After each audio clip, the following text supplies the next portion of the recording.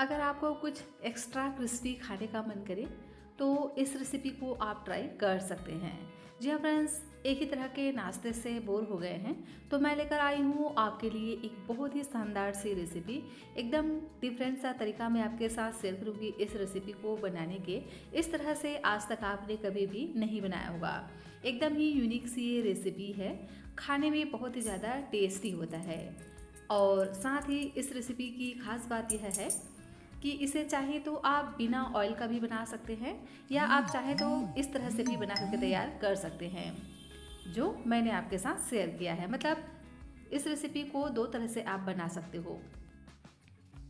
मतलब ये है कि इस रेसिपी को अगर आप बहुत ही हेल्दी तरीके से खाना चाहो तो भी आप इसे एंजॉय कर सकते हो, और थोड़ा क्रिस्पी भी बनाना चाहो तो आपके साथ में एक बहुत ही इजी और सिंपल सा तरीका शेयर करूंगी इस नाश्ते को बनाने के, जो बहुत ही क्रिस्पी बन करके तैयार होता है। कह सकते हैं एकदम एक्स्ट्रा क्रिस्पी बन करके तैयार होगा।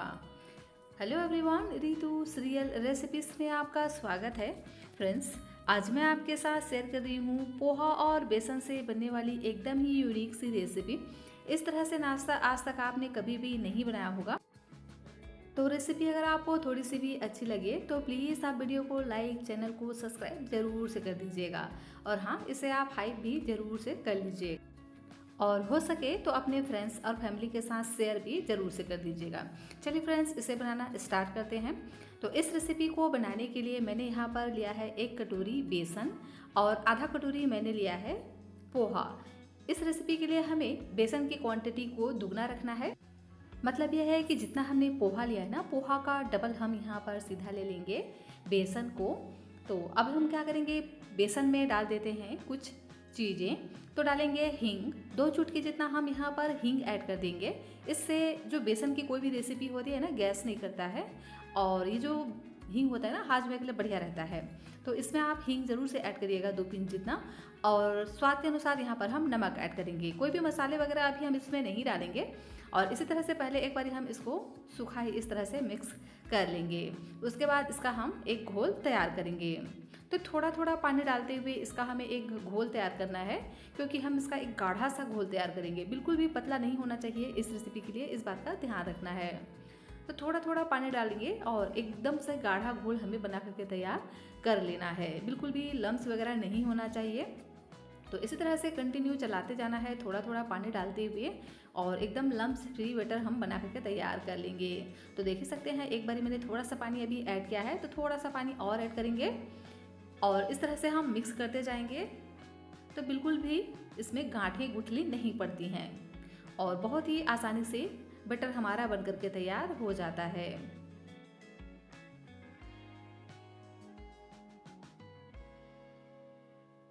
तो लीजिए, बेसन का घोल हमारा बन करके तैयार हो गया है। देख सकते हैं ना, इसी तरह से तैयार करना है, बिल्कुल भी लम्स वगैरह नहीं होना चाहिए। तो अब हम क्या करेंगे, इसमें डाल देते हैं थोड़ा सा हल्दी का पाउडर, जिससे इसका जो कलर है ना बहुत ही बढ़िया आए।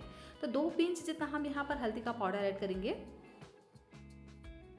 और इसे हम बढ़िया से मिक्स कर लेंगे।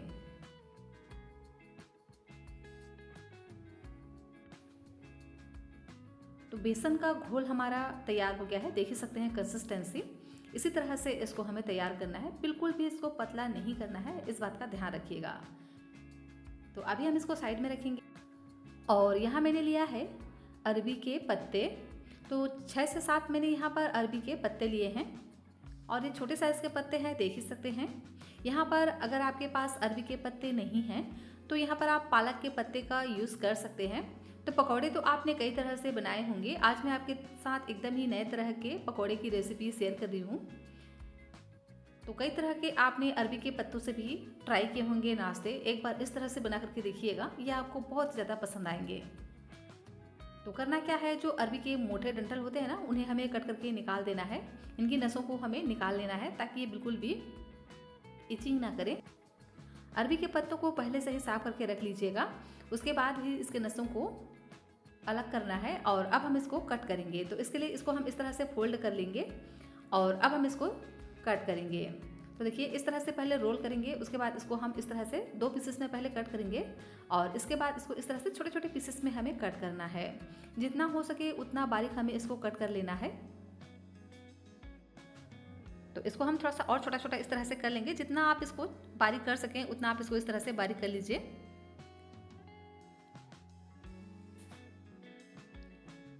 तो लीजिए, सभी को ही मैंने इस तरह से एकदम बारीक सा तैयार कर लिया है, देख ही सकते हैं।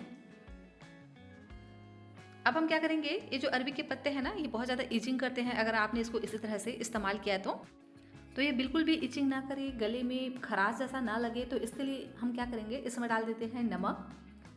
स्वाद के अनुसार यहाँ पर हम नमक ऐड करेंगे और इसी के साथ ही में आधे नींबू का जूस हम इसमें ऐड कर देंगे। इससे ये बिल्कुल भी इचिंग नहीं करते हैं और जो अरबी के पत्ते हैं ना, एकदम अच्छे से सॉफ्ट पड़ जाते हैं।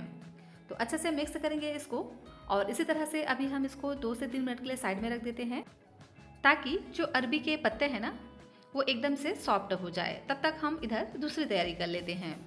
यहाँ मैंने एक बड़े साइज़ का कच्चा आलू लिया है, जिसे मैंने छीलकर पहले ही पानी में डाल दिया था ताकि ये काले ना पड़े। अब हम इसे ग्रेट कर लेंगे। तो छोटे वाले ग्रेटर से हमें इसको ग्रेट करना है। वैसे आप इस रेसिपी के लिए ना बड़े वाले ग्रेटर से भी ग्रेट कर सकते हैं, जैसा चाहे वैसे आप इसको ग्रेट कर लीजिए, क्योंकि जिस प्रोसेस से इसको हम बनाने वाले हैं ना, बहुत ही आसानी से ये पक करके तैयार हो जाएंगे। इस रेसिपी के लिए आपको उबले हुए आलू का भी इस्तेमाल नहीं करना है, इस बात का ध्यान रखिएगा। कच्चे आलू का ही इस्तेमाल करना है इस रेसिपी के लिए। तो छोटे वाले ग्रेटर से मैंने इसको ग्रेट कर लिया है, देख ही सकते हैं। छोटे वाले ग्रेटर से भी बहुत ही आसानी से ये ग्रेट हो जाते हैं। तो आलू ना ग्रेट करते करते ही इस तरह से रेड कलर के होने लगते हैं। तो क्या करेंगे, तुरंत ही हम इसको ग्रेट कर लेने के बाद इसमें डाल देंगे पानी, ताकि ये काले ना पड़े। और इसको हम बढ़िया से धो लेंगे, क्योंकि आलू में बहुत सारा स्टार्च रहता है ना। तो इसी तरह से अगर हम इसको यूज़ करेंगे तो नाश्ता अच्छे से नहीं बन पाता है। अच्छे से इसको हम इस तरह से धोते हुए इसका सारा पानी निचोड़ लेंगे। बिल्कुल भी इसमें पानी नहीं होना चाहिए, इस बात का ध्यान रखिएगा। तो लीजिए, लच्छेदार आलू हमारा बनकर के तैयार हो गया है। बिल्कुल भी इसमें पानी नहीं है, देख ही सकते हैं। खिला खिला आलू हमारा बनकर के तैयार हो गया है। तो अभी हम इसको साइड में रखेंगे और इधर देखिए, जो अरबी के पत्ते हैं ना, ये भी बढ़िया से सॉफ्ट हो गए हैं। इसने अपना पानी भी छोड़ दिया है। तो चाहे तो आप इसका पानी भी निचोड़ करके अलग कर सकते हैं। मैं क्या करूँगी, इसको इसी तरह से इस्तेमाल करूँगी। इसी तरह से भी ये अब बिल्कुल भी इचिंग नहीं करेंगे, क्योंकि हमने इसमें नींबू का जूस ऐड किया है ना। तो अभी हम क्या करेंगे, जो हमने बेसन का घोल बना करके तैयार किया था ना, उसमें डाल देंगे सभी अरबी के पत्तों को। फ्रेंड्स, यहाँ आप पालक के पत्तों का भी इस्तेमाल कर सकते हैं, लेकिन अभी अरबी के पत्तों का सीज़न चल रहा है, तो आप इस तरह से अरबी के पत्तों का इस्तेमाल कर सकते हैं। और अब हम इसमें डाल देंगे कुछ चीज़ें। तो डालेंगे तीखेपन के लिए हरी मिर्च। मैंने यहाँ पर 2 हरी मिर्च का इस्तेमाल किया है, आपको जितना पसंद हो आप डाल सकते हैं। और इसी के साथ ही में 8 से 10 करी लिप्स को इस तरह से बारीक बारीक कट करके ऐड करेंगे। साथ में मैंने लिया है यहाँ पर 4 से 5 लहसुन की कलियाँ। इसे हम इस तरह से डायरेक्ट ही ग्रेट करके डालेंगे, इससे बहुत ही स्ट्रॉन्ग सा फ्लेवर आता है। वैसे इस रेसिपी में बहुत सारे मसाले भी नहीं जाते हैं, बहुत ही कम मसालों का यूज़ करके इस रेसिपी को हम बनाने वाले हैं। तो लीजिए, लहसुन को मैंने बढ़िया से ग्रेट कर लिया है। आप चाहें तो यहाँ पर अदरक और लहसुन का पेस्ट भी ऐड कर सकते हैं, लेकिन इस तरह से लहसुन को तुरंत ही ग्रेट करके डालेंगे ना, तो इसका फ्लेवर और भी ज़्यादा बढ़िया आता है। सभी चीज़ों को बढ़िया से मिक्स कर लेंगे। उसके बाद इसमें हम डाल देंगे आलू को, जिसे हमने ग्रेट करके रखा था। तो इसे मिक्स करने के लिए विस्कर का इस्तेमाल नहीं करना है, चम्मच से हम इसको मिक्स करेंगे, ताकि ये बहुत ही आसानी से मिक्स हो जाए। चाहे तो आप हाथों का भी इस्तेमाल कर सकते हैं, लेकिन ये विस्कर से अच्छे से नहीं होगा, तो चम्मच से इसको बढ़िया से मिक्स कर लीजिए। और देख सकते हैं ना, इसी तरह से गाढ़ा सा बैटर हमें बनाना है, बिल्कुल भी पतला नहीं करना है, इस बात का ध्यान रखिएगा। तो बिल्कुल परफेक्ट बैटर हमारा बन करके तैयार हो गया है। तो लास्ट में इसमें हम ऐड करेंगे बेकिंग सोडा। तो 2 से 3 पिंच यहाँ पर हम बेकिंग सोडा का इस्तेमाल करेंगे। और ये अच्छे से मिक्स हो जाए तो इसके लिए बस थोड़ा सा इसमें हम पानी ऐड कर देंगे और इसको हम मिक्स कर लेंगे। तो लीजिए, अच्छे से ये मिक्स हो गया है और बैटर की कंसिस्टेंसी आप देख ही सकते हैं कि कितना इसको हमें गाढ़ा तैयार करना है। अच्छे से मैंने इसको मिक्स कर लिया है।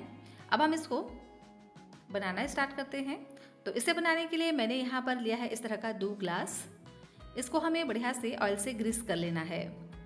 तो दोनों ही ग्लास को अच्छे से ग्रीस करिएगा, ताकि ये आसानी से डीमोल्ड हो जाएं। और इसे बनाने के लिए इसी तरह के ग्लास का इस्तेमाल करिएगा। जो ऊपर से नीचे तक पूरा समतल होता है, मतलब इक्वली रहता है, इस तरह के ग्लास हमें इस्तेमाल करना है। इससे ना बहुत ही बढ़िया इसमें शेप आएगा। और अब हम क्या करेंगे, जो हमने बैटर को बना करके रखा था ना, उसको इसमें फिल करेंगे। तो पूरी तरह से इसको हमें नहीं भरना है, इस बात का ध्यान रखना है, क्योंकि ये पकने के बाद फूल जाते हैं, फूल करके ना ऊपर आ जाते हैं। तो आधा आधा ही हमें इसको फिल करना है और इसको हम हल्का हल्का इस तरह से टैप कर लेंगे, देख सकते हैं इस तरह से। अब चलिए इसको हम स्टीम कर लेते हैं। तो इसे स्टीम करने के लिए मैंने एक कढ़ाई में पहले ही पानी को गर्म करने रख दिया था। तो 2 गिलास जितना पानी मैंने गर्म करने रख दिया था। अब हम इसमें रख देंगे ग्लास को, अच्छे से सेट करते हुए इसको रखेंगे और अब हम इसको कवर कर कर पकने देंगे 8 से 10 मिनट के लिए। 8 से 10 मिनट में ये बहुत ही आसानी से पक करके तैयार हो जाते हैं। तो लीजिए 8 से 10 मिनट का समय हो चुका है और देख सकते हैं ये फूल करके कितने ऊपर आ गए हैं और ये अच्छे से पक भी चुके हैं। इस तरह से आप हाथों से टच करके देख सकते हैं ऊपर का जो एरिया है ना एकदम अच्छे से ड्राई हो चुका है। तो इसको हम निकाल लेंगे और निकाल करके इसको हमें पहले ठंडा होने देना है। ठंडा होने के बाद ही इसे हमें डीमोल्ड करना है। गरम गरम अगर आप इसे डीमोल्ड करेंगे ना तो ये बढ़िया से नहीं निकल पाते हैं। तो पहले ठंडा हो जाए, उसके बाद इसके किनारों को इस तरह से नाइफ से छुड़ा लीजिएगा, तो ये बहुत ही आसानी से निकल जाएंगे। देखिए बहुत ही आसानी से ये निकल जाते हैं। ठंडा होने के बाद साइडों से ये अपने आप ही छोड़ने लग जाता है। तो इसी तरह से हम दोनों को ही डीमोल्ड कर लेंगे और देख सकते हैं ना बहुत ही आसानी से ये निकल जाते हैं। एकदम सॉफ्ट जालीदार सा ये नाश्ता बन करके तैयार हुआ है। तो अब हम इसको कट कर लेते हैं। तो इसे कट करने के लिए मैंने इस तरह का चाकू का इस्तेमाल किया है। आप चाहें तो इसे पिज़्ज़ा कटर वगैरह से भी कट कर सकते हैं, लेकिन चाकू से ना बहुत ही बढ़िया से कट जाते हैं। लेकिन इसको कट करने के लिए आप एक बात का ध्यान रखिएगा कि इसको हमें दबाते हुए कट नहीं करना है।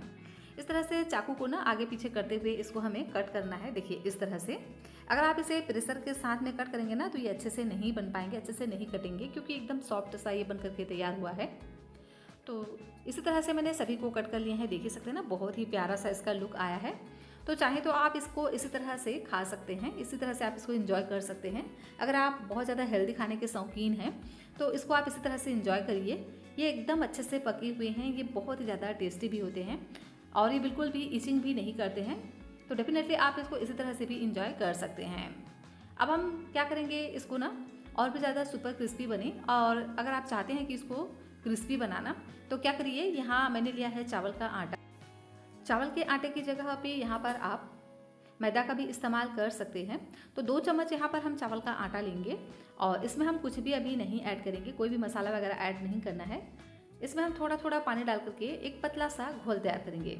देखिए इस तरह का, बहुत ज़्यादा इसको हमें गाढ़ा नहीं रखना है, हल्का सा पतला ही हम इसको इस तरह से तैयार कर लेंगे। बिल्कुल परफेक्ट कंसिस्टेंसी है। तो अभी हम इसको साइड में रख देते हैं। और यहाँ मैंने लिया है पोहा। तो इस पोहा का इस्तेमाल हम इस रेसिपी में एक्स्ट्रा क्रिस्पी बनाने के लिए कर रहे हैं। तो करेंगे क्या, आधा कप मैंने यहाँ पर पोहा लिया है। पोहा को पहले से मैंने छान करके तैयार कर लिया था। अब हमने जितना यहाँ पर पोहा लिया है उतना ही यहाँ पर हम लेंगे कॉर्नफ्लेक्स और दोनों को ही हम डाल देंगे ग्राइंडर में और इसको हम बढ़िया से ग्राइंड कर लेंगे। और इसको बहुत ज़्यादा चिकना नहीं रखना है। देखिए इस तरह से हम इसको तैयार करेंगे, बिल्कुल दानेदार सा, हल्का सा दरदरा ही इसको हमें तैयार करना है। एकदम ज़्यादा अगर आप इसको ग्राइंड कर देंगे ना बिल्कुल चिकना पाउडर जैसा, तो बढ़िया इसका लुक नहीं आएगा। तो इसलिए इसको हम इस तरह से तैयार करेंगे। और अभी हम इसको एक दूसरे बाउल में निकाल करके साइड में रख देते हैं। अब हम क्या करेंगे, जो हमने नाश्ता बना करके तैयार किया था ना बेसन का, उसे हम डाल देंगे स्लरी में। बढ़िया से इसको हम स्लरी में डीप करेंगे और इसके बाद इसको हम डाल देंगे पोहे के पाउडर में और ऊपर से अच्छे से इसको हमें डालते हुए कवर कर लेना है, मतलब अच्छे से इसको हमें चिपका लेना है। तो देखिए बहुत ही आसानी से ये चिपक भी जाते हैं। इसी तरह से सभी नाश्ते को हम एक साथ क्या करेंगे, स्लरी में अच्छे से डीप करेंगे और इसको कोट कर लेंगे पोहे में। और देख सकते हैं इसी तरह से सभी को ही हम एक प्लेट में रख लेते हैं और इसको हम 4 से 5 मिनट के लिए इसी तरह से रहने देंगे। इससे क्या होगा, जो पोहा है ना बहुत ही बढ़िया से इसमें चिपक जाएंगे। उसके बाद जब हम इसको फ्राई करेंगे ना तो ये बहुत ही आसानी से फ्राई हो जाएंगे, बिल्कुल भी ऑयल में नहीं बिखरेंगे। और थोड़ा बहुत तो ये बिखरता ही है। तो चलिए अब हम इसको फ्राई कर लेते हैं। तो इसे फ्राई करने के लिए मैंने यहाँ पर 1 बड़ी चम्मच ऑयल को गर्म कर लिया है और गैस की फ्लेम को पहले हम हाई रखेंगे। हाई फ्लेम पे इसको हम 2 से 3 मिनट के लिए फ्राई करेंगे। तो एक बार में जितना आ जाएगा उतना हम डाल देंगे और इस तरह से ऊपर से हम डाल देते हैं ऑयल को चम्मच की सहायता से, ताकि ये ऊपर से भी बढ़िया से क्रिस्पी पक सकें। और 2 से 3 मिनट एक साइड से पकने के बाद इसके हम साइड को चेंज कर देंगे और इसी तरह से अलटते पलटते हुए क्रिस्पी होने तक इसको हमें फ्राई कर लेना है। तो 4 से 5 मिनट का समय लगा है और देख ही सकते हैं कि ये कितना क्रिस्पी बन करके तैयार हो चुका है। और देखने से ही आपको पता चल रहा होगा कि कितना क्रिस्पी करारा नाश्ता हमारा बन करके तैयार हुआ है। जब ये इस तरह से सुपर क्रिस्पी बन करके तैयार हो जाए तो उसके बाद इसको हम निकाल लेंगे एक छलनी की सहायता से। और इसी तरह से हम दूसरा बैच भी बना करके तैयार कर लेंगे। और लीजिए, बहुत ही सिंपल, बहुत ही आसान, बहुत ही टेस्टी सा नाश्ता हमारा बन करके तैयार हो गया है।